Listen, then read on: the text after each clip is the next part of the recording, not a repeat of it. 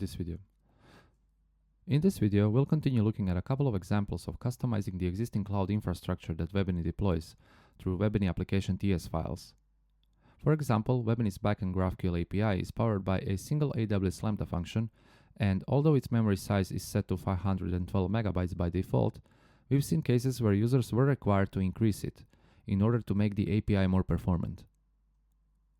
To increase the memory size, since the function is deployed as part of the API project application, in the app/api/Webiny application TS file, let's paste the following code. As we can see, via a single line of code, we've managed to increase the memory size of the function from 512 to 1024 megabytes.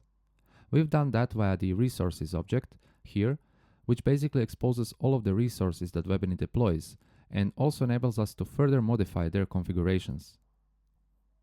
Note that the resources object is fully typed, so if we were to just start typing resources dot, in our IDE we'll receive the complete list of everything that's available and can be customized. This makes it much easier to find what we're looking for. Also, notice how we've actually assigned the new value. Instead of directly assigning 1024 to the memory size property, we've actually made a function call, upon which we've passed the new value as the argument.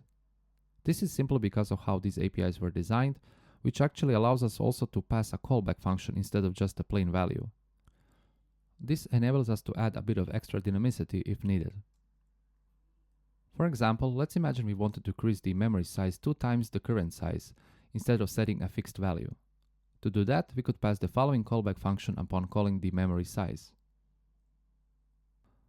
This gets even more useful when dealing with object values, where we are able to return a clone of the object with just a single property adjusted to our needs. We'll be able to see how this looks like in the upcoming videos, so for now, let's just undo this change so that we keep this example simple.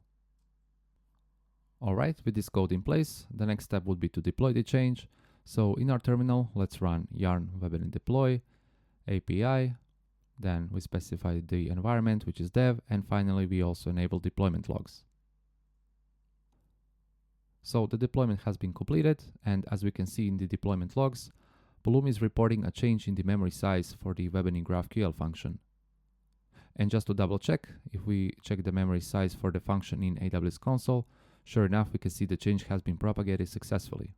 Great.